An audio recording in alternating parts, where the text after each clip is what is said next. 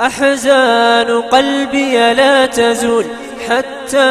أبشر بالقبول. أحزان قلبي لا تزول حتى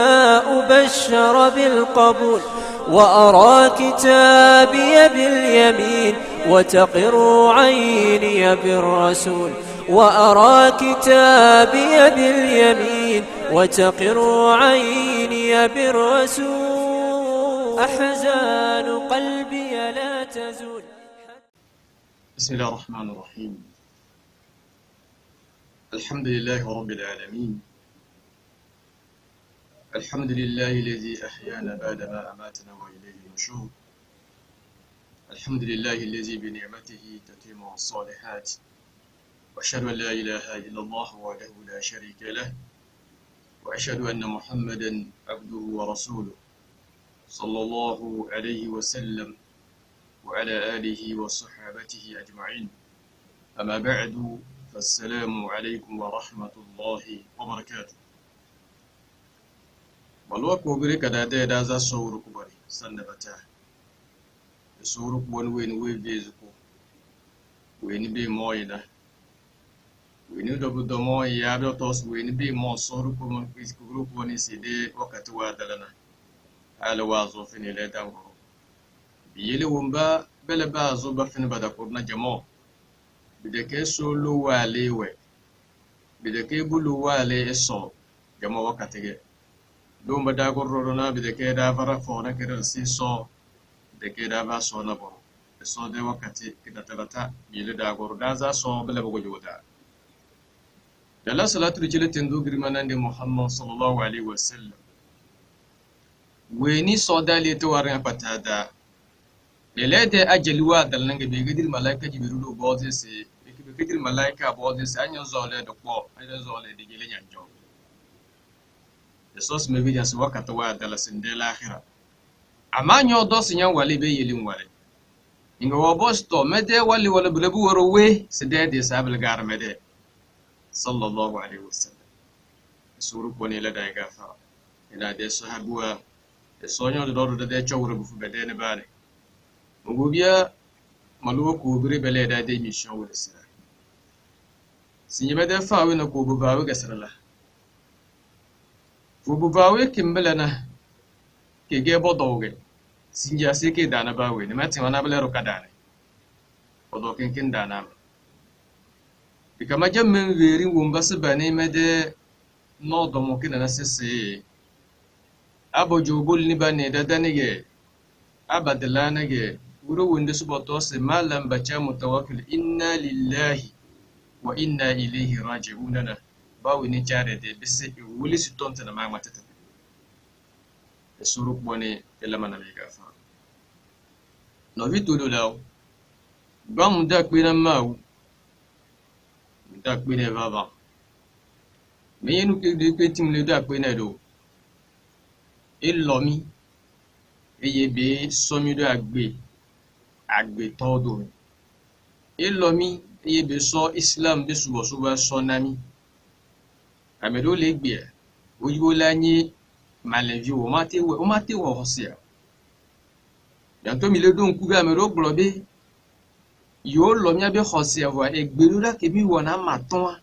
eye na yo mate nyi malevi o egbedo da ke nyeku omi wona mi nkpona akufia lemme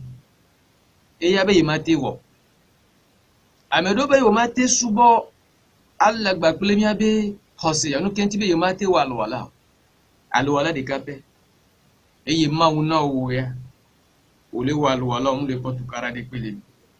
ole wo so la ma ton ya on le potu kara de pele o ma da pe na mawo nko ba leji mi da pe na mawo eye mi bi chwe gbabe ya yara ne no gba plemi abe ngono la sallallahu alaihi wasallam no gbagbe to kinkin alomia globe mawo be ekuluvio kinkin wa ekuluvike ewu ekuluvio kinkin o tiawo eye ma ogbona malaike ke hona gbe alo ange ke hona gbe linova bi sebede gapopo ke ma wo be ninu anyi gbajia gapopo avo ne loa ola ho bagbe ne lo la tasi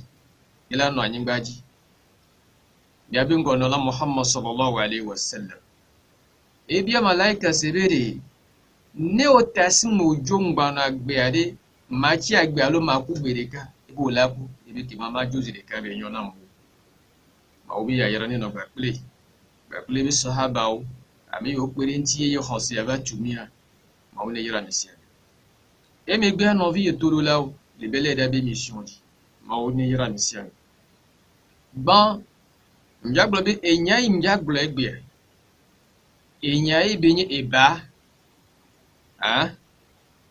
no so via wala te so via nyecha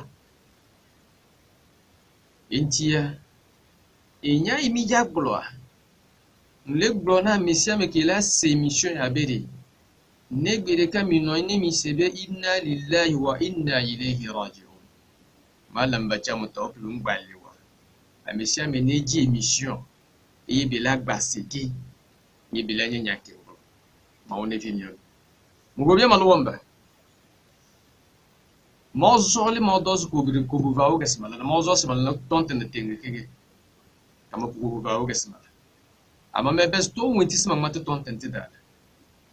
ade dogo biya igbe matani me di bede haki biyele ele na masuru matarwan bene chiko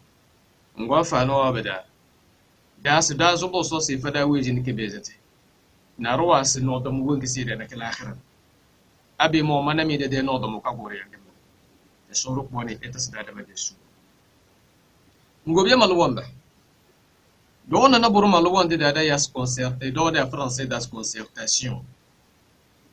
ne bara waya kin da ba zaman na kirs congrès parti politique wa wana ke chochin ba wana ke jama maki be malwande da mas malwamba fe nake malwamba fe na boros concertation générale et ce singe malwako bona waga ya malwako bona ko boda pango ali ngadela lo melo la do das bêtise bachawe mbi bimbo zimalwande bodo ali bezi na sonwa egoni mide falande da nge malwande cho jamo de vena amabuwa baganade nyanes parti politique kaza ko na congrès parti politique kaza ko na concertation nyanes chochimba kaza bo na concertation bo na congrès jamo ngala do mazede vena soni de kunyo bari ama do de vena belena do jo alafiya bu yosuchi mazede vena inge do jo bele bu jo da bele ya mo medana no yede dare bite le mangam sene me veni wombe roz mo dos do jobele no vitu do law et nous yemi yona les français gbe me be concertation générale alors congrès général et les partis politiques où yene ke be gba le mi no vi church to do gbogbo o ma pele malevi o be agbe no no o ma po et nous yemi be concertation générale et il en a be ameyo mi o so bien be islam aso be asimena o le bien be edouamia wala bo islam ba me gaw be mi va mi a de susu ko be de leki mi be islam le douamedo leki so epeya me so ye ba ma ton leki ma le vio ba gbe non ba no le douamedo no vi o elia mulo nyo mi le koi mbere mi le koi nemi le kwe kwari tukara de mate jode enyowe vomi le kwe de tukara le jo amedo be khose le gbele vomi le kwe et nous zizi benye de mama lo wamba bien signé de mission na zanyingere de mission ngesle base kenabla da base ndobele e zanyingere be anyezel parti politique ba wonkido de various partis politiques kem wana ke des branches farande kena ala de farandembele farande kena abala de farandembele jamongo bozur to zongi et ce farande kena afibia de farandembele biela bangoro be de convention wa se balabe de sensibilisation wa se babe se be de era de la carbe de bordeaux rose jamongo balam ala munyo bono mi varandi abala munyo bono mi varandi afebiya munyo nya eta afebiya jamo chochi da bu webele do ma lo mo do bozo la dis do na bele des associations adanyitana na jamiyat wa adanyitana awo mbapa ma be de jamiya be de association da so do na follow kimbe ala na jamo takarra da reke nda na ktere rose anda na ktere ro adanyan na ktere rose aru ira wa na association ya jamiya inga bona farandu kellan ala de timirna atmirna dar wo goni be da association ga daga be da mana ala jamo ala wallan ku delentan na balana ala wala sibeda to dondo wa ali yo munyo me varande ga be galena e go la timere abalna tan to use na wa maza alun abalna to use bata kedo rome de la ro boz masisa fa so mazami stong balga min na za daga mazbiyasi don mo daji do na mege dazo da mata dalle amma mele milla wa su salatu mo no bo use na bala maznya bala ko karfa e so we no wo do su ko use aji da bala na wo do na cheje su ko use e so we no wo do su ko use aji da bala na inga wo mo karu sharati aji da mi de use kinke da o mabele be de su bakaja na bere de lidana be daji wongo worosi o be de na su bakaja na bere de lana be daji wongo worosi o mbo su bakaja na bere walana be daji wongo worosi e so wa sharatu wa ya da roswaru mas to ne tontana minyo ala mele min de nozu daga sisi al abala wa nyumi badan jase boro bele min mate abala wa bisna mi boro bele min dara mate to woro ozga min zo le bawo ga sela min abala bam kamunyo no min go ko sa abala wa bisna mi boro mi odo ala edizi dama e jo mirke min lam de timere mi odo mi dali zimazinwa to woro ozga basati wenki min zo le min abala bam kamin go sa abala baba bisna mi boro alisi nye begom betala abala ala we dizi beriki batana bala bolota bu joyes be vefia kama bezo no basa tinke bana bala bazo bale kama tonto na mamma titina dalati de tajriba sukuli bi lota ayom te bi lota bona seminaire ona tribal mbo yuzuwa go dogon de les seminaire wa ala de seminaire e bozma stile wezini titala wezini kama bezo na ala saba ala bamba jana ba jana we ujo sa bala bas ko no bo yuzu na wona bedeti merela bile bodon jare bade esuru ko ne ene de ko ne na vitulu law nen batron gbe do me va enya nglo fifi ku de parti politique ontia mi ko parti politique de cede edo apa yi pono nyonu obtp alo nyonu benya akpa deka muso benya eyo gbaji akpa etongon eyi le po de kaje obtp to bonya be de kaje wa ni de kaje oba gbenu no gblea evo parti alagba no le wo church ogede o no do church gede o mene no wore o mule bi osebe yomya be male alo mya bi islam ya enemi le wo bi bien kwa les filles no kwa association de blobé odo non obi akpale obi association me wo maji yelo mbo maji ne de o les ailes terrain dia et les défis obéri ne y avait association et refinancement de la arabu alu yovo boa ne be vare nyonu be doja wa de mi association na nyonu do bien do nyonu fiai nyonu fia be et donc il va de nyonu be doy so e no ku no vi nyonu mi ave we de ka nyonu mutu de pe ma do wa do mi ko chon la o do ala nyu ne do voix de ka je obe doy o la so do so na de ka je obe amegan ko chan so yi na do ka je o mi o do a ne do la zo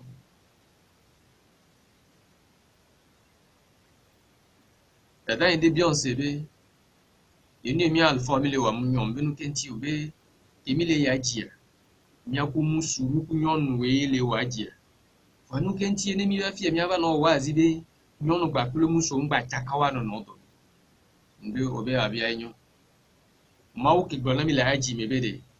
nya chakare eye ke gba ko le fie be ngba chakawo le aji me ke mi le chaka le wo aji be doa egba na mi nya bede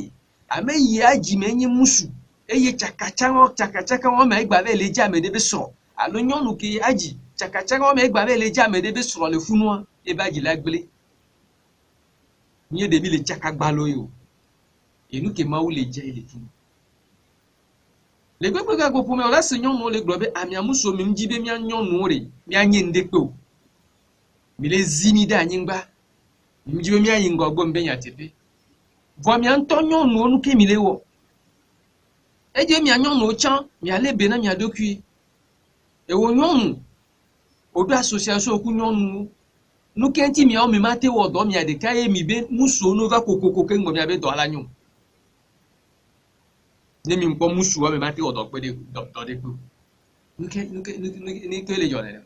ele defio mi anyonu de mi mate wo nde po de mi nzu nde po de mi do la defio be mi anyonu wa ne mi acha mi bode tepe de ka mi ade ka mi ate wo nde pe mi ate wo nde ne muso le jana mi susu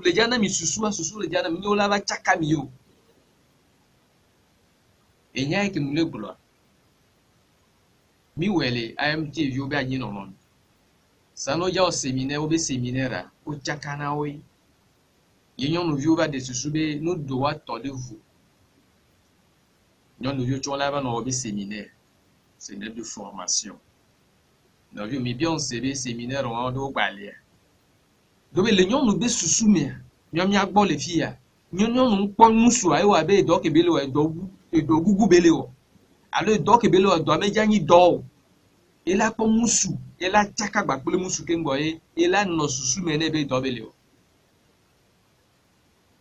nyonu yola no njo ya nya be islam ke vade mimye ndekpe yi survive mimye ndekpe o no jama ke ti no ma pe o ma nyonu ndo de pele no ji nyonu abe nyonu menye ndekpe o la kudo la todo mo la choko bo muzu ndekpe o ki islam va no pepe e va no tepe la modo o le kade ji be islam make e la gba tro ime gbedo me aw islam le na onu ke ele na won sein ni islam gbo no be fi o la no tepe ko ja no ke ngbo ni o la nyi amewo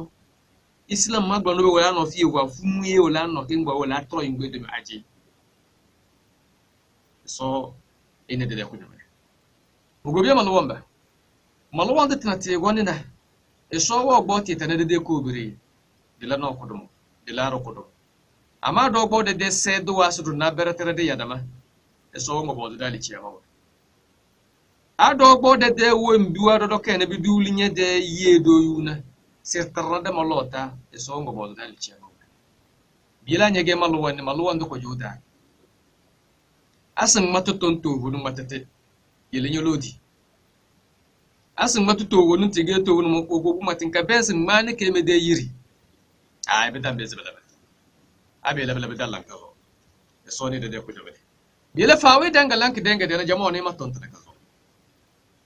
si record de to goda ba record de to goda de union musulman da yake bilana bona be de ko bone baleze ala de farande ino mizuno ken kada uma ballan ala de timar balba ko bonno wuti tamana ala na lendo e mo baleze ismu dawa mana wazulan de kede branche no jama weni sibasi ino mizuno de ko bonno balana a ge malu woni ge wona malu wonde de soze bismillah ama malu wonde soze ga danyo ri zole malu wonde ne danya a de ke malu woni mana a ge malu woni e de le chu kana a ge malu wonni wa le chu bismillah ga wala malu wonni de so ba zai a ge malu wonni e da le chu e wala malu wonni de so jamo ba zai ido mi zuma de so da nan e ka banga darin mele folo kana dazi ala wuruci umbi da mana ala malu won bana ba zai kile umbi da mana wazulan de faran ba jana arba sena jamo yana yaskana ba lake ku bonge belana farande ba wonki Togo da préfecture ge sibasi union musulmane bele no go bovu base yana woni sibasi sodana aboyum wenu wa lechuna e wona malo wonde de so ze bazei weni de lecho wona malo wonde de so ze na bazei basi ala de farande bele do be de ko boni awonti to gombe da mana alana bele ballo na bo batleze afebiya de farande do ana tro got da mana afebiya bismillah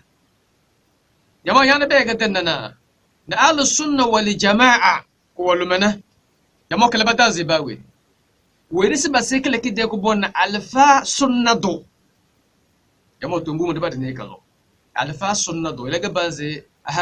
ahli sunna wal jamaa de ko bon jama bodan wona rubide ado baze sunna de ko bon budo cho bazi lebilana nabale do bo na bede ala de kism alo sunna du weni se den alana de mo bacha kism shabab afabiye de kism weni se base afubu ge sunna do abanja da afabiye de na burban alana basikler yamo na préfecture ba wonki da basa le sunna watin bele aksar na de geze yamo bade da tonta daga lo be disur bane kalo tembe dalan sinye da do robela nyana ba la bele na anio musulman sole concertation da grammatique ke finjeda e zole si chefoto maluwan di Togo da yamo na ya ego biya union musulman no farande ba wenti Nyome farante da zamana kidenge mi de malwande cho yinege mi de suna wade lam fitina fay mi de ijewani mi de esada de buto binyazini hey alun bonde yawona bela rapport wa yana ino musulman ba fretu bangola ba to minyo ala da volism nyome de ko bone nyonye da la de farande no yo wentige mi nyome na ije de landa afebiya de farande wentige mi nyome na malwande da yama bala rapport no ko be ki union musulman lome na lawe dizi na malwa tonge na le monya ahlu sunna wal jamaa de ko bone nyoko ni mbem de gili de fozi union musulman wana be onti bo yugo ko na da farando wata be jona to mnyo me le ziku fukunchi mnyo bem yamo wala ba ziga bele be na u farando kana kida bele be de no ya onti bo na malwa ta farando kana be onti bo le bo na yamo yana bele be na bele mo bakabasira tibe kejili préfecture ba wonte al sunna wal jamaa jama kama zamana ke tona tru wambe zitila pale mechi pale malfa wari ke wambe zuko batalin su ba ko fukunci na alu men wa go rosin e labide fukunci lambe zai yi wa su titillan na babasira tibe kele farande ba wonki de al sunna wal jamaa na bele bo cho ala de farande bele bebem abala de farande be yubatili wenti na wenti fukunci wesiga alfa wa farande ke bele be nas be bezbese na tonto kamo yana bo ogu tonto na babasira be chele lo medal sunna wal jamaa bele bebem abi jobo ko be chele union musulman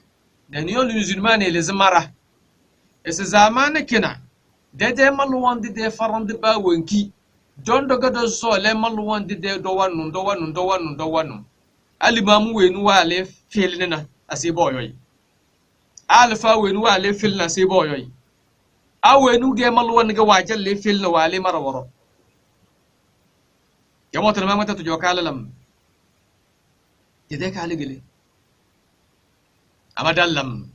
bidalla amatu wonne barajo ballam damal womba no de gisira dallam belana daga na amle parti politique wata bele bangalan de gebena dodon de nane bero chochu wata bele ballan de bena way to woro ko da bezerla suru ko ne ko nyone no vitulu law ninja gba nja trova nyama le viomia be ani nono be nyame maglo be nem so you know musulman kele Togo yabi no musulman na ame nyame nga musulman be nyi etenye alpha ne bello islama ola so da defun ila etenye cadre ne lo islam be nya ola so da defun ino musulman wala do be démembrement akpa ya nyonu be démembrement e won nyonu ki le janno ila nye nyonu fiwa ila tenya alfa ne be lo islama ila de no ila teno fun ila tenye cadre ne lo islama ila no fun kengo la gbaji démembrement e tongwa e kenwo et vegon et qui ont des cas de démembrement des cas qui tient les gens au fou moi il a tenu alpha ne l'islam a la sur la défun il a tenu cadre ne islam be lolo le be jimea ola sur la défun qui mo la gbaje tongwa kisimu dawa enu ame yola no ko dawa be emojia be islam a dawa e nana islam ina ngo na gbe to lo no dawa re islam bana be ina ngo nemi jo le funo préfecture de ça de mer union musulman be bureau ko ja do funo ne ko la we won nyon ola do be te ola do be kism o be démembrement de ka jo chon la do be démembrement kism dawa chan la noni e no kenti no wona ne la pe de wanti de e wo kenye union musulman ko le loi mer ne o le ju concertation no le ja jibe ola wo sondage na islam be non non mais le Togo ame yo ja yo no yo union musulman ba menga kele 50 be mi ami agbo ade le islam le do le ki mi wona mi abe mariage odo le ki mi wona mi abe baptême odo mi je na vi tona le mi agbo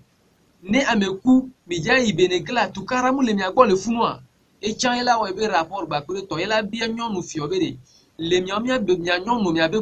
gomede tukara ke le mi agbo le funu so kude mi abe subo islam be nyanti ela bi de kajo chan ola rapport préfecture de ça de là au rapport kude mi abe conscienti ola sunu da union musulman le loi lo vito do là les belles d'abe mission dit ne rapport avado union musulmane grand de loi mer islam be nyai istimbatat be nyai hukum be nyai sharia be nyai me ko la wew ejebe ali jama wa sunna chala no lo ame ame ile janye al sunna wal jama ba mengal lo ame e ya do la nya me keo e la nya alfa sunna to o mate so bidi ato so da de be e la nya al sunna be jama aw e ya la nya obligatoire ya do la nya alfa sunna to kism nisa non o chan o be de membrement do la no funwa al sunna wal jama mu le glonene e chan la no funwa nyonu kele janye nyonu fiana al sunna be jama ku de nyonu ba pa e do e chan la do la nya nyonu alfa sunna to ola gbaji e vegon e anye shabab kism shabab de kajo be de membrement funwa a de kaje kele jama funwa e do la nya alfa alo almaziri voix sunna to be nyi e yela nya la pacha de kaje obe gome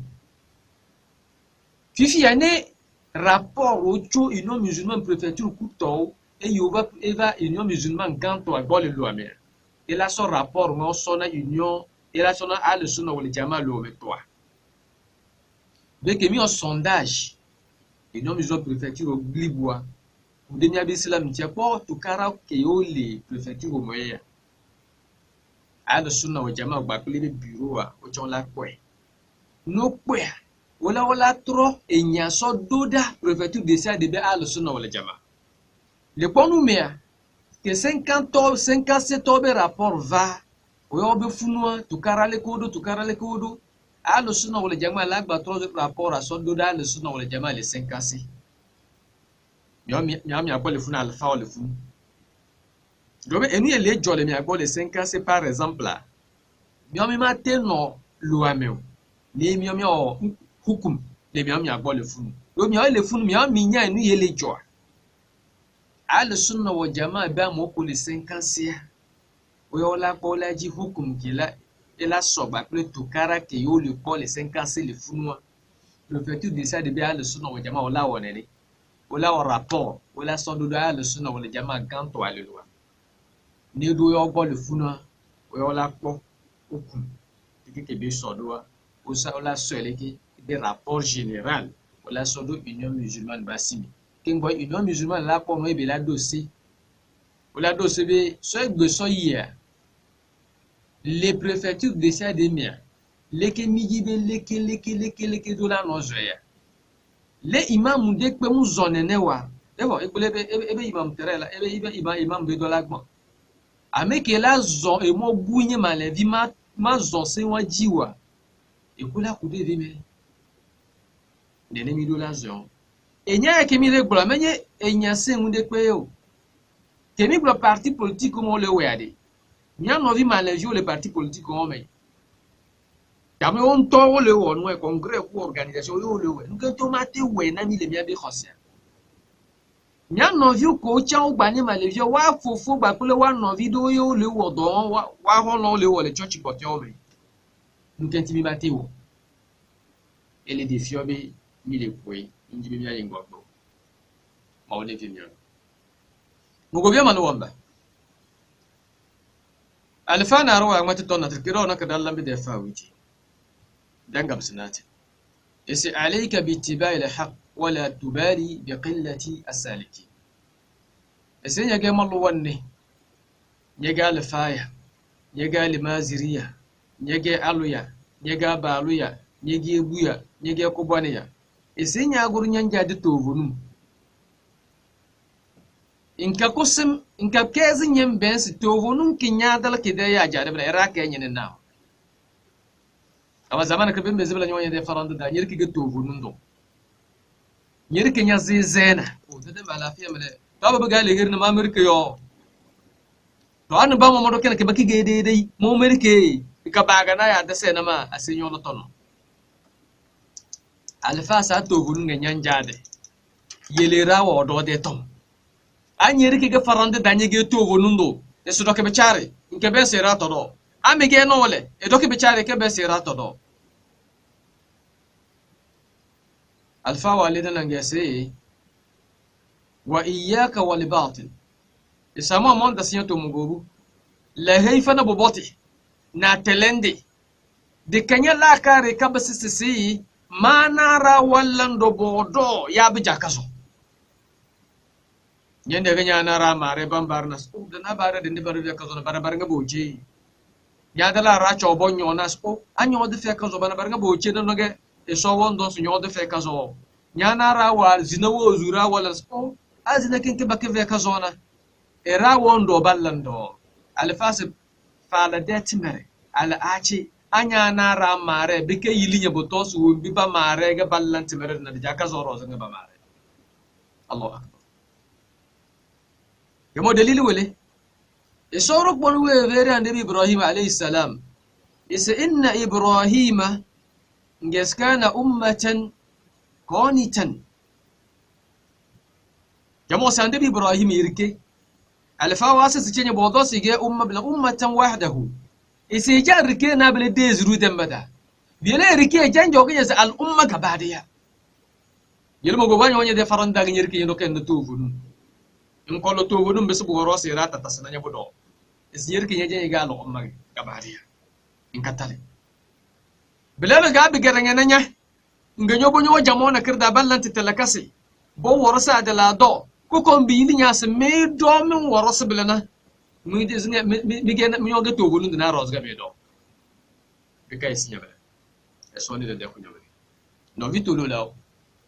ni so de mi abe mission de mi globe nya fa alfa do le gbona mi bere ne o le ji nya tepe ayo o le ji e mo jojo ngba po be e mo jojo ko le ji a amene ne le mo waji o do be ga de me o be ko me a e la te va zo o de kape e yenye malevi anu khorito o de kape e le mo jojo ji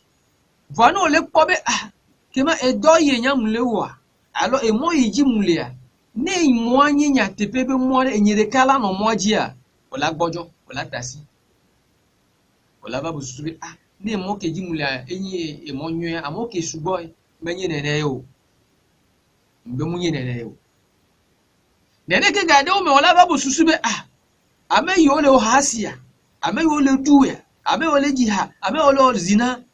ne zina munyo wa nukenti amo bode funu nukenti amo subo le funu alpha bede le nouveau bebu le nouveau wo be gume ngba babu susube tepeka mo le subo le ya e bo jojoju le o no kwa mo subo le nouveau ngba babu be nouveau wa ne de be yin nouveau amo on ke subo le funu delili ke le yin le ماون تقول إن إبراهيم كان أمة قانتا بأن إبراهيم عليه السلام نبي بروفيت أبراهام ما أقول إيه دكاري إني على أمة نكنتيو ebe ga popo me amokete gbebe o ma subo ma wo ede kenye mu'mini ede ke ko ma wujise eye ma obe ede kade ewu al umma kenke les bal umma kenke e wo chano obe ko me ojo onyi sunna to olele be na sunna no de kan to ile mo jojo ajia ole abi al umma nene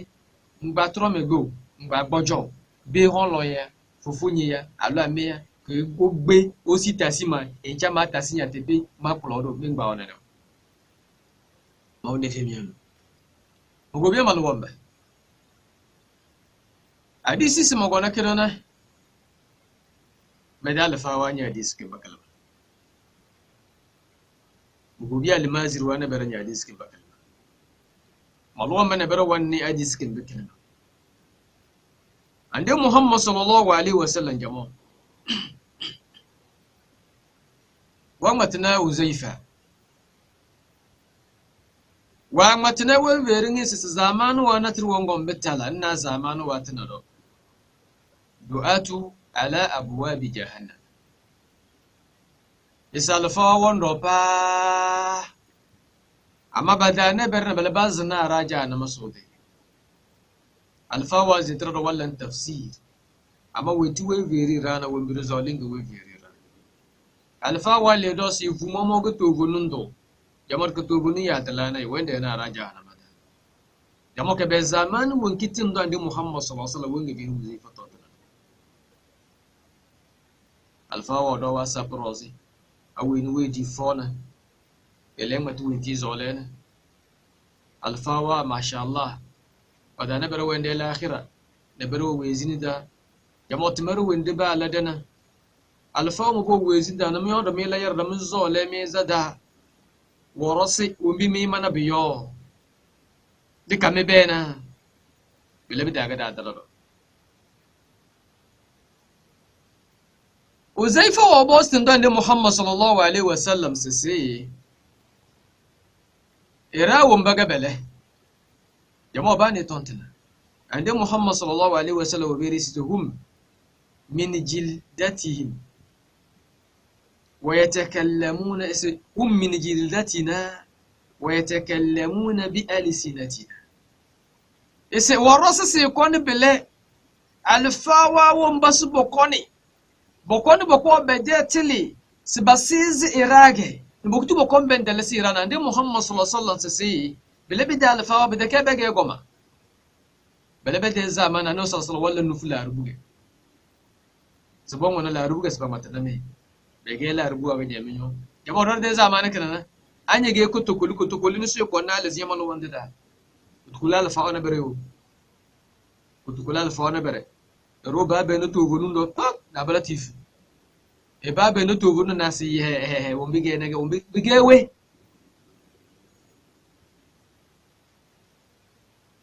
jamo bela noya kamara de malu wonde jomla jamo buwana lelle alfawa de la karwanda le an boto sinyana fukunji sina asile bon boss le de fe go dongo natrna banya be fermes otna e kwadre sin lota tawassutum mele tinana ba chambe fer alfas kina danya ngar toklake de da wono kama forosu wensisi ga to kujuna do so do de fe bu worosi ile ko ida wo do sisi abana maslaha wa agli mafsada ballana bozunge be leti maro wonde landala amma da ke zamanu ba wonki kama ta kige ko ida kide ke aya kide kadisi jamo worosi na kir won ko so tede da an ba do kige mini yodo kunudi maslaha nga pada wombi mu nyome be na se bige kazo mbembe amfano wo be dabelena forosu yo mini yo kan kazo belena jamo bu worosu wombi me be na be patmas bige bu vozna bidele ranga bse do kona misilawa de kezira wa ne dabel jamo de muhammad sallallahu alaihi wasallam we veri uzaifa wonti we veri uzaifa na me isa alfawa su bokoni bege shetana alfawa ban narira bandu jahannama da nabi de kesu bokon bang matira me kunu balla me tarjama ay baba bege mige anye ge kutukoli ni gege kunu wonki nyege na belege ge e goro ge rumba dunya zinyo biteke la rubu ya na sarba to so goni yilinya nyaba nye dero ge yamo belega ande muhammad sallallahu alaihi wasallam we biru zaifa inga Uzaifa bin Yamani wewe waboza ni sallallahu alaihi wasallam sisi to mani abla bide zaman wo gondo mo mono mo Uzaifa tin tande Muhammad sallallahu alaihi wasallam ton da sira wende ganyan da sama fama ta'muruni in adraktani dhalik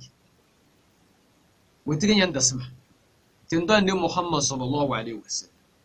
wewe Uzaifa sisi talzimu jama'ata al-muslimin wa imamihi يلزم جماعة المسلمين وإمامه يسيرنيا ده أبلغ دي فتينا وادلا تارنيا دي يومان ودي بو دي نيوفو جمو مالو مبودو كينا سنة نيوفو وي ومبابا دالي بدي الإمام ورو الإمام تالي بورو نفبله يدا لا فيامل جمو سنيدو مالو ومتوغو دا رابري دي سدابا مبزل لنو قدمو ba wai da ga sirrin da sunna kudumo da dambeze to da dambeze da dalaba da zamanin wuki annabi Muhammad sallallahu alaihi wasallam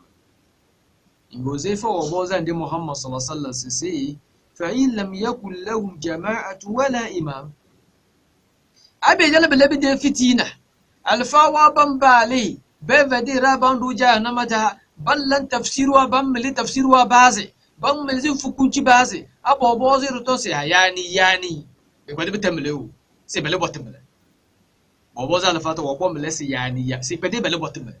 to abi gon batal bale da alfawa da zamani Uzaifa wan bozan da Muhammad sallallahu alaihi wasallam sai to bi gon bale na maluwa ba ban be na jamo na kirbe veri man to vonum ngube be na limamu na rawa zizu to vonu romola nyene ande Muhammad sallallahu alaihi wasallam we veri sai فاعتزل تلك فرق كلها سبلا بدي ساتنا ومرك بتابو غون بقال فاوا بقى ابو بطنان دي زو بلا بدين جوان دالي اسي جوان دالي نلاني ني سبلا بدي ساتك مبانيوم بوناني دي كيلدو مباتيو بيبي زبلا ني داديني لا لافيا سبوني بوكدين بون زنيركي انزلني دي سولو بسم الله ألسم يكون بمولنا جمو زيفة ده طم لأني وصلى الله صلى الله عليه السورة بني اللي ترجعوا ما زال فوارا بتنجاديس كنا بكلمة وبيا لمازي وانا برني كنا بكلمة وبيا بلوا من كروان نبروان ني أديس كنا بكلمة السورة بني اللي كفوا هذا نبي تقولوا له ميهو أديس اللي بيا بالفا صحابي وزيفة بن يمن إيه حديث ولا يبين قال الله صلى الله عليه وسلم يبين قال الله صلى الله عليه وسلم اللي قال له زيفة بي آخر الزمان على قابوبولي لا توا الفا ولا سبول دوامي الفا ولا سبول يهيامي والفا جدوا على أبواب جهنم إبو توتي دي زوما فوبي ومون ila bile wala ba no wazi no be enyenye mo jojo ava kolomdo ila kolo de yo zoma bo tamyo e gegan lesi kuku gan awugan ehun lesi hey onto le kwa mi abe me ya ma tinya jidala o be no kure dori ila kolo jahannama to tukara keleme mi abe ngono la sallallahu alaihi wasallam bona Uzaifa bede ame yo yava kula mo gede won so izoma vome ade menya mejuro onye arabu gboja donao menya igbebu o eyo la kula izoma vome o meja otara jamana o ele defio gapopo bi ambe gapopo ya mere no onye kotokoli tori alfa shaitan kotokoli to la va kula izoma vome egbekebe ja donao o meja otara jamana o ame yubo benye otokolito benye no nyo kusuntu to neneke kablevi onye neneke evievi onye neneke mianto mi abe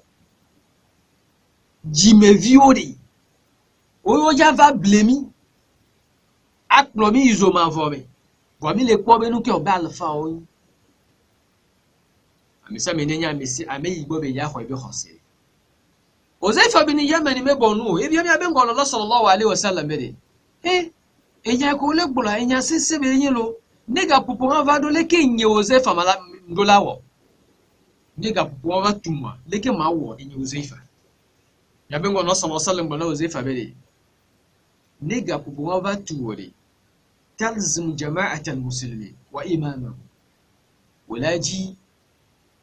maleview be ha bobo ke yenye sunna be ha bobo de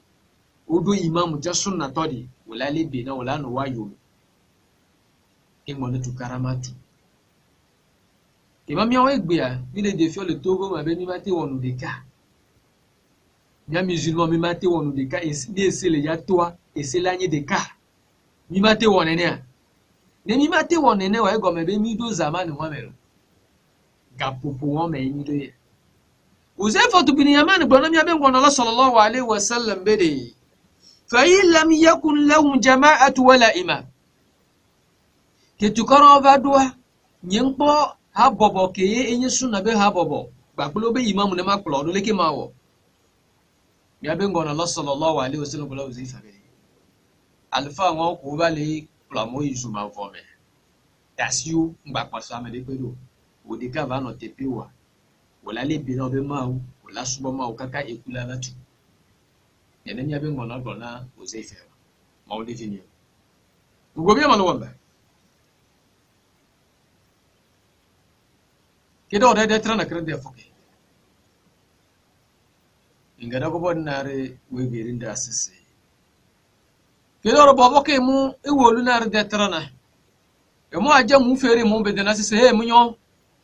e jan sale mi delo de mo dan jado wi ne na kirbe salalo be ya mo bele bala di katonte na me doze tese de la da se da bata de yi jewa de noya na de bu worse de jewa ga de ala ban be de ya so de da na bere dan matete ka de dal fa na bere wa matete bere wande la ya bere wa ko bonu we nu ga matete na traya ba ko do bele na de kalfa yu amma woyu na sisi lelle yi jawadi fizu wangale na mene bodo alusi be kwene wa halude na ba kwaye basi ese subo soy mogobi aba fer ma fi sabilillah ale reche ni ya alu cheni bodo do blana wenti ga se tasile de kale la kar wende wa alu mal weni kitiga se ba tasi be de wakata ken ele la kar fe mu jo ele la de de mama wa alu de tete jare na ale to me gbe sisi soy alfa wa mate tiji ba do ne bere ba faze ne bere isi baba bete bala alos boso ina no ya to ene ku boni chiri wa de ka alfa aba wo yuti lisi tilawa bla tundu ki je fezi bodo alu ba simbele na ga irasi ko ne ba zazi cheni kali ne che jamo be de ne wanga na wole fezi ka dan zambala alfanu bere wende sitla anno sallallahu alaihi wasallam mate ese alfanu bere jahannama ne bawda be vedira bondo jahannama da se sabana badane bere bele awumba kemota tu chofolo kede oromede alfanu aro wala tafsir ede tafsir danga wodo sisi alfa wati tinga wende na ala hotelwa yamo bide kete na tede tonga dondo yu de malo wati de chiga dondo male damal wa madade mano ena ma jodo chauffeur wo ko mo lore firma bele e ba firma safa ba chama znam bele be dal fa manyi madan jama yanya ide ga mama ma zama za sa daga balla alfawa ay mai mam zo lese warsa alfawa naga min wana tala alfawa wo bai su alfa yede to alfawa la tafsir si dalili wa qat'iyan abo mo zin wanjiri dalili alfawa ne na ala hotel alfa mane indelu nyende na hotel okida lele nyombo de nyana lo mu vine dan dar ka baga na ne beden na bele do ba vine beden de dana anyo wezuali ni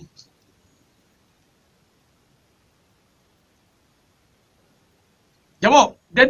tinata da inga alfa na arna dali mazro jingar na kare inga wela al mazir bawo ni kazale delo musale dala yar to se delo nge bede ba cha restaurant na karbo joba lo ki dimbendi jamo labaru ogon ki talde dal fawana alfa si dati bar de dala yele de jamo mina wo joli wele ge bidal fawa ban no sinje wo be ge veri cheni si la badalla bombe ndezu kutna weti dan den to dona kama bodo se banka na alfa wa na beta la hotel alfa wa sa do yelo we shirki ga balage subhanallah jama alfa no da wa le do e da so di sida ga gala kana e da alfa wa mba ande muhammad sallallahu alaihi wasallam be ve di rabo lo jana madana to wa wole ko sa alfa na lo mbe do tana de lo na de lo be da tanja so tana tada mazu wa wole ko se na de lo kama aluba wonu wo wu ijabu yo aluba wonu wo fu kekente wo wa wole ko se na de lo ba zuku tel yamo yele de tele de wole ra to vonu de ka ba nyi na da to vonu wallan timarkande da to to folo kira ramada alfa na ro wallan wazu ngese jamo so mu da zami esira wangala de tede da salfa waru do wasekto wada salfa wasekto wada yamo min lele be gadala na aha ade mi ga alfa waga muzuma era wallan be takazo ga muzuma medan mate ayawe asukuti rido mi de zimle kabe na wombo tede dana alimaziru wada batawazo sekto wada nyabanya be na wozu wenge wandu churo wombu sibilena hey tabatanzo batika bodondana wa mate datige de biya jamo mi da bo wanamle sinye sekto wada ton wadala an biya bamba zo sekto wada bela nyanzo kadana sharuti kada nge be verinya sinye de lide na ritendi fa senyirki ndanga lide don varo njayango ai nyambe zo mu kunyo de ranyo amande njero lide ro de to chofolo jamo malo tongo dondo de te da tong de ke de lige de yir rangmate malo tongo dondo woytu tu atel lante de da inge eraf ne bondom sirba di yele ba weni ne na da na tana ba tan mele anya zo de gire kadange na balazin loro fiende nye beni ba kadange sina su fuwa do ga bi mozumma anya mo fuwa do bede nye nyoyu ni bi remele jamo nyana mara mamle alu bu kombe tela zamana kire etiga wongo ne matesi wombi bi da mo na bi ka zamama tam bezi male alkawlu walendo alfana hare veri masese nyana wallo won lambelena worana be kedri be dali jiniya wo komba palei banara bangado bab kulubi sala se beze kama sekta li jinwa de tamaga alfa menyetena muwate da menyetena dikate delana me jamote delana da cho den tinaga den na ala hotel wa tamaramle tina tabatu wata dange da sir latele to do da ma de zalala den na hotel ala do na delilu asur to se bi lazabela de ke shirkina subhanallah yamo ile de sala kariyo alfana baro jona ga da dogo niyo do den ne baro ngone in kokoni yele nyan sende ke belli ye de bola esuru ko university no vitulu lao nemi tropo uze fa ba disi ke mi hele fifia ni so de mi ya ve wosro de be konu de le masala si de eye mi aba ngade blobe ni so wo esro be de be konu de yigbo na yebeto ame yo ba de sro yigbo be de no klo be sro so ju kaba o ngba tasi ni no ye ba wo mesubo eye mi le blobe enya ya ape mi ato ya glo menya alfa be nye ori fo enya ya alfa do gbura le duyame amozuo be leke kemi de na mi asro to le sro de pe de menye so na benye ko wo sro de be konu le masalasi vode ame itonye nyonu ade ne kplo nyonu ajo nya kplo nyonu va dade agbaji boja do oja subhanallah boja ne conseil e wila na conseil na nyonu ke odo la li nevo susu ye esuro agbovwa o yale bo ya ne conseil amo gbole uzu alfa ku gbebe mu uzu ole do amele fi amenga ke gbolonya ele masala se menya alfa be nyole vai po be de nya be suro de be tukara gede wa funu be chone wa ko wo suro konu vade mi le nyonu adade na me ava ila so toba ame aso toba ame aso nyonu ale jule toba ho mede esro de dama balentio o so ka ke ngbe belejo e wane be na kwa ni so yeba alfa de tafsir le masala sidin e yebe be delili le de alfa gede o le plonyon no ni o le yote alfa bolele no yo kade jibe alfa sunna to la plonyon ni hotel alfa ke uzaifa ane so anya be mo no so so bono uzaifa be de duatu ala abwabi jahannama oyo mbo wamia ba alfa do be de ke plus ra hotel men shirki wo be wodi ni shirki be le wodi e me tukara yo subhanallah hotel me ko plus ro le ya et hotel ke be ni amedo chagba pro ba janjo l'hôtel won me aha o le sale hotel won me no ku esro mi ku le hotel won me de le ko jaglo jaba alfa ke be men shirki wa tukara mulo subhanallah alfa ke et du yamelo e yemi aba alfa de gbapule ba le maziro ko du azan e ku sura gbapule le maziro bi sura do be do restaurant le ni eye ole la habibi o wo lu macaroni ku to le ko va po va gbona alfa de ole nya be du yamelo gbona be alfa do ke mi o mi no alfa be munye tukara be munye tukara vo de ko lo funa no po wa de o va gbo bo cho le si gba mi ko ti o wa alfa ko gbona mi aba alfa won yin so a eye se gometa si don won ewo yo bale gbulo egbebere ame plus rai hotela ke menye shirku atukara mulo subhanallah na to mi npo be mi le bla mo mi le bile bi gba pe ne be khosia ngbola ba yibe ya be islam be seori ese de le ne be va alfa olopo be ese ya mi azo vivi gba pla mo amola ba se ko ese do le re ni servade o gbo mi ngba se mu le se waju mi no dodo me ese do le no yo vade wala za sia zideka do be ni mitasia enu gbegbele kele do le to mo agbona ela ba gbele e do kinkin ela gbele hosena mo wala to mo zideka hotel be yiwa e togbe e changa na pa ni lo sector be yan lo inshallah de le wazia e bi amole brodo an be alfa de le sect e ele biji be nu kan to la baba alfa de le sect alfa ma sect nu kan alfa ma sect ke alfa o be yi me o le jiade nu kan to wa sect ke mi be ma wo be nya be e lu ya be podo mi ya klo nu kan ti mi ma no sect alfa do le sect me o la gbe alimazi do le wa ho la alimazi do ge do le gbo be yo nu ho lo alimazi do le sect me nemi alfa o mi be edo anyu islam le yin go gbe ya eni ele jo le do ameo mi akwa alfa o ke mi o wazi o ke ngbo ojua o le yo do melo mi o mi gba poto la gbe eye enu gbegbele ya o le subo le do mi le po mi le kwe ile ke mi le odo susu ke mi le di amisa me le betepi ma o le ti mi o mo gbo de ma lo wamba obi la ngwatete na gesi nyane bide awa chobele na tinge safuge dole na ruwanga zuloro ge me vanande awa go ni tala wazuro de awa azuro de ge uro we besi geru de ni esibobo na ge mo no bobo ne mo lo wambade ya bobo ne limamu de limamu we benge jode su do yugon yo ya mo bele le do tongo ni ele go jobo li ga wange kimi de woro so whatsapp wana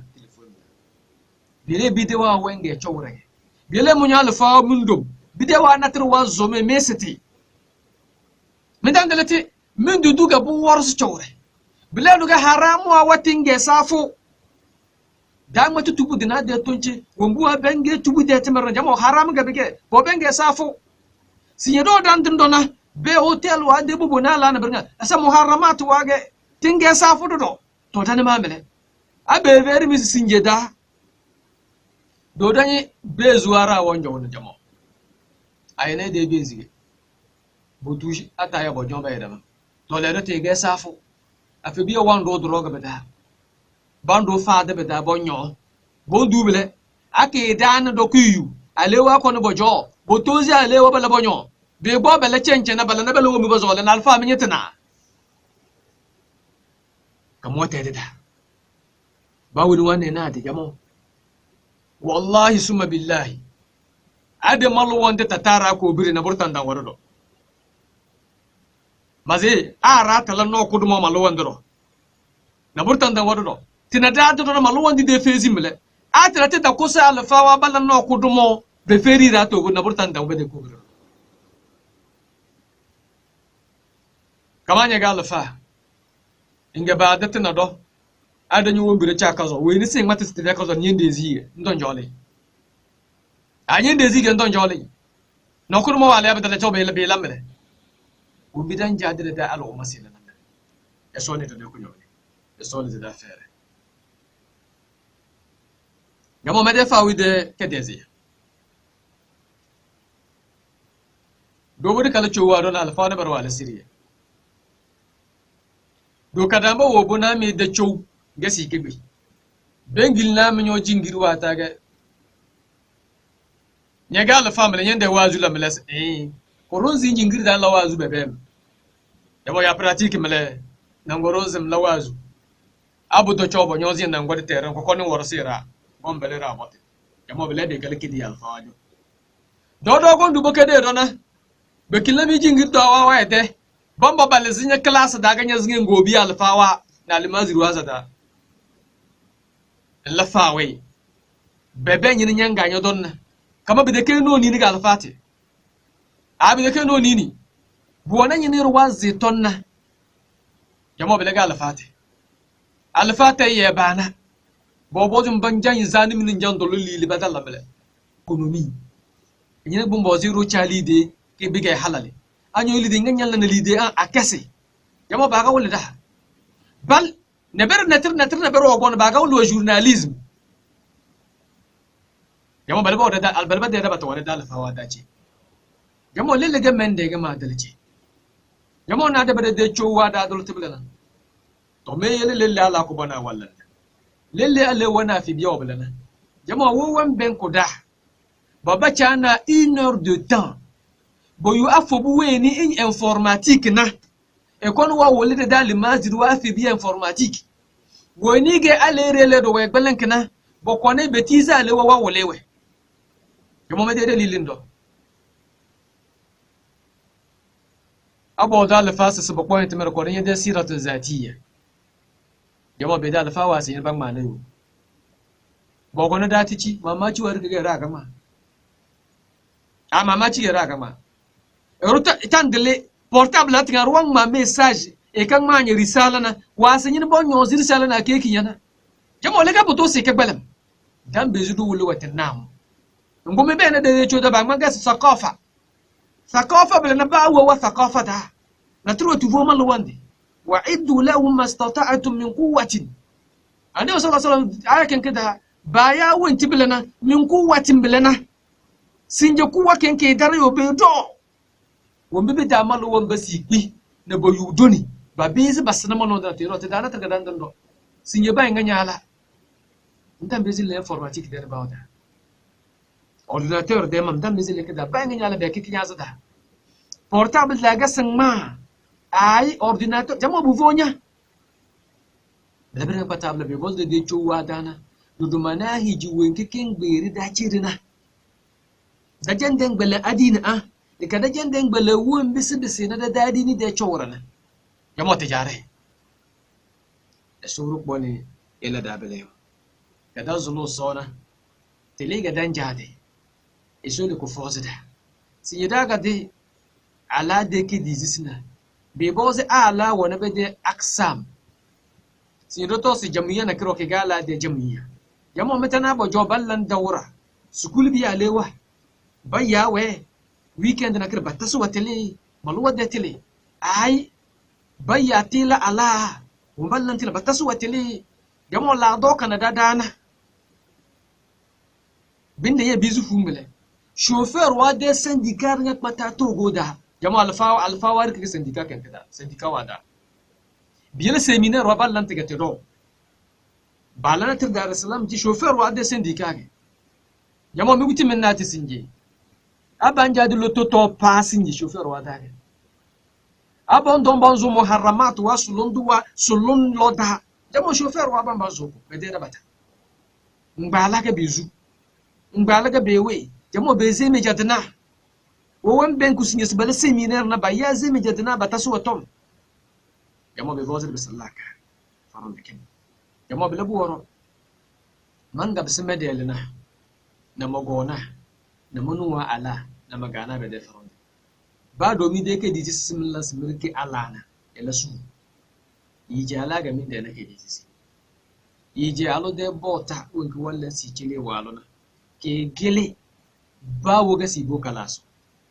mi de séminaire wa ne mi de ke diji simin diji ala na bujo kozo amma ela su e va ala banda ma séminaire wanden da sambanga basballe be diji de bota alo de séminaire e konu wenge gwe magaribi woro kon wende magaribi jo banya nage bojo mi yeli wede ale khairi lange amma dana de ale khairi wonki ke gela songena yana suno ya wazo bojo bebe da na mukazo te kabele bu woro minyo ala manga matike fingi mi ge ke ze biyage minyo do meta bado aluwa la se echo nde be dizi ala jo wonki wa ale ki se eke bebelana ila ala ba muhadara mu alo la gobiya muhadara we gbele se enkena jamo ke dal baraka ya ke de halal tere wa nya bu baka zala balu docteur baza balu docteur de ko ne jo ala chowa zada da matoro ba we ne dal mazirwa na da dal fa wadani bu babata me basin ala zada ni tamin ya salfawa da singi abala ne barwe ala wa na alo do wen be ngi be tingali bu sala abala na bere alawa na aludo wowuli si aludo pa ale bedede jama bele beta bala we abele beta bala ga mi go sis bele bala ala da warwa brawuran ga lafiya ala na bere we alawa na naru alu wembe ngige tin awana na wani abalu na naru alu lo bele ga wowuli si tin bele beta ala ga mi yozu we abala da tara kudu bala lafiya jama be bozi do jobele na dembe ahwal nas dembe won bi irade halwa won buduna ne de bezidan zizi fukunci binde bele be mesku bisanada e suru boni elise d'affaires e soni de kunyo bele no vito dula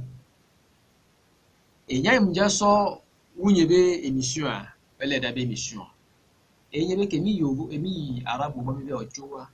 alfa o ko yike mo mi ava yade ni mi ojowa bi ya gbo ba ho ya wazu wo be mi bonalo wala promi masala si umi ya wazi wala promi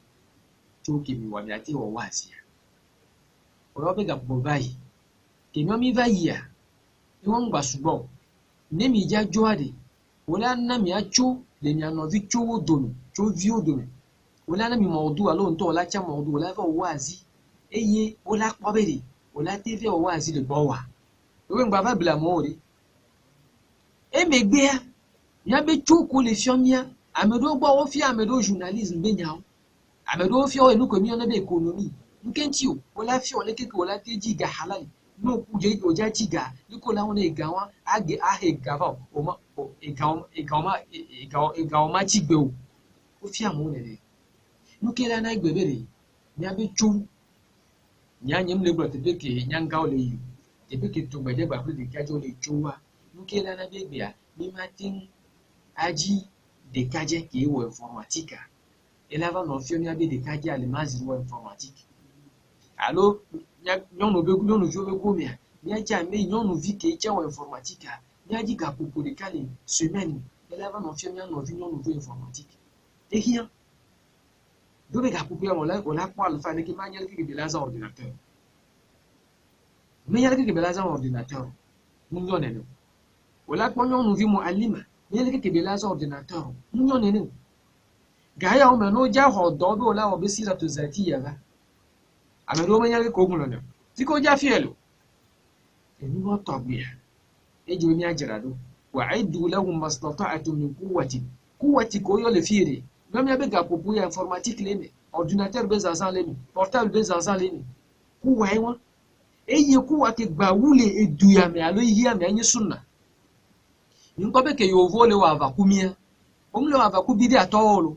ame yo le bena sunna yo lo avana e gomebere e wo malevi e gbebe ka popomia obe ku wa gbantoa obe muse gbantoa anyi obe sunna no munye sunna to amene muso de kele me na olo bono nye sunna to abi yahudu gba pe nasara ola wa baku eyele de fiobe ne mi trova gba vale bena sunna ima ko jidurule amogbo yele mo gobi amano wamba sinye manu wonne ba weni de toko bi keja don naga sunna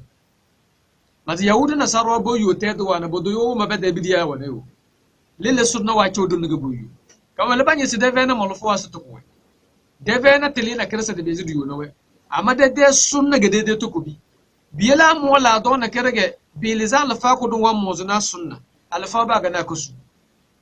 mi bozo mer nga koro e sizu wo mi bi ge sunna na bi te kesi la na klase ama to gonu nge welera e suru ko ni yelde tibe e so ni de ko nyom yamo ma ngmati ma da sama ngmati de dala de chowra dana asida basir laka arozo le belaka e suru ko ni yele belaka zo e so ni de ko nyom ma do maze alwa le CP1 inga wedi zira na ala ila wasi miner da CP1 wen ku ala kana jo amfani be kele abalu doctor e kaya ala konati zuwembe ala e jodo ala be nei jamo do wendi ndiyo be whatsapp wa baadul don ikhtilat sawtiya mixité de voix era whatsapp da abaluchi ni waga mate aluchi ni mate abaluchi ni mate bungo metar zamana ka aluwe fe na bazo la se na balu manulo ka le ba odanda wonni nini e walu lo be se zipt kama wani abala da bata de lo ni whatsapp be ba sai pa le walu lo te wa be sa ji foto lo itan jana balu lo be mo bona bala bele lan na la lo na jabin zale ga beze ikhtilat sawtiyan bele be to tilena dangale na no mo ko ni ala wazo da mata bele subhanallah yamo masi ne bujaba ala ne bere yono ama mo mada meze yabanya na ala bele nyeze fona kado mezo mele e ponte benya subhanallah kada bene wombi era welera dalana e soro ko ne ene ko nyamele no vitolo lawo e nya mi glo nya gambe yin e nya gan to be yin whatsapp oji mi akpo nyonu gba kulu muso chakale whatsapp oji group mi nyonu igado me nyonu dewa muso be gbere de divi e yo leji ke mo le whatsapp mo me musu gere o chanyo no chon be gbe ikhtilat chambe yin mu jebe ne no ne ne musu gba pele muso o chakade no chakale susu me menye la me be pepe o e la de mi ajiwu voine mi gbe mi be sunna mi ma to sunna so wo dowa tukara la ba duale e ye mi le povo ya ni mo go bi ma lo wamba subhanallah ala wa ye ba na yo ngede beru wese munyo ala mi ge ke zebiye dana me de la karwa na de ke tala sa se dana me da zo da mata na la karwa kaza ai subhanallah de ke tala sa se do zo da mata benye be ma ai daringa de ge mo lomba ge amu nyome ala me la no kudu mom do ke na sunna nga bala wala no kudu mo do ke na sunna mo den de mele ase su aga denge dana ma de mele de ke tala se da zo da mata zao kai wo mele alibang mate ala na bala be de yuzina alfasi sitoki ya kudani bamman be alfa yu de ganganto alfa de ganganto siki ya kudani kudi me de ko runa wa de tom alfa siki ya kudani to nya zel nya de lor nya de kuna mu nya na ala min dizina da makiya kuda nya de mu singa bisige haja wala sinanya jamam dalil danga dalla esuru poni ela da siriya esoni da de kunyo bele jamam manga mat kada mazima de tontana awurin da mene inna lillahi wa inna ilaihi raji'un fa ba ta wazina ba wuri ba ji wuri stika so kama be bozi da de malwan din nu bi da gege su don da sun rubo ne ita manam mu ba mata be yisi matra da na so cema mu bi zai zina da so ma man bana me bi da rada ma so mun jidi ta to ko bana mu ba adin da sun zuwa ga bu bi da abana be wasu bende abana be zai bonbon su ejar medina da so tuz be de wizi umbado dan matudo bayyele bako ne bane jamo be gal fawa ga ya be gal maziri wa ga ya baba be gene bere da banger ka be gemal won bage dan zulo sosi so ka bisna woni bloke ze zene kada ka suru woni e ko da daga ngam e so ko da munafisi e so ko ni iyele a ruwan da to vonum ba don dan jaru ga wa matu ndo su man wa matu to ba don dan jaron ga wala kaza mi to sumanu wala kaso amma fi sabilillah ade de gizi wala wo bidan landona de biya won gombeli da bikli wo bideli da janana woni ministre fuli ba sise anya gonen na rowan zin lele wange e roza duwa da wango ya zubo lawo be latete nyonya nyo wejiro wende ga nya sallah ngi bu yuzu be cinde bola nya le zo so nyoto le nyetende ya modele da dal lambe yo ko bona kidi ba bala bete bala bala ko bisbala bena lawu ma kasabu bala bede ya mo be ga doyo wala be ga da alfawa da takurdism bongon be fer da su dango ra dan janali dir kara wala to bon don da su daga sekta da bigarenge na so be berinda ngumi de se bang bara ne berche alfawa ne bere afa biya tuluwe bobono e won zo lere woro be che photo be sibe ku duniya men na bele che de kameta na mi wasir na ti da mana mena meta na fa biya wala bal bang matis sekta wala ne bero alfawa bala sekta nyome sanawe afa biya nyo bala banga kate to bila sai da basar laka ga talfa bo go yimala do ballan tafsiru a jingiri wata naso very raso ba wole rason na e very rato vonu in ka sai tranya za dar kayan matana tar ya nyale na nyalla na tar da bam lima taquluna ma la taf'alu wati so gizina ya wudu ana mele et si faites ce que je vous dis ne faites pas ce que je fais le na nye ver mo so mama wala tiya matana nyolle nyana tar da bam la kar wo mboten nyene وصل اللهم على نبينا محمد وعلى آله وصحبه أجمعين وآخر دعوانا أن الحمد لله رب العالمين.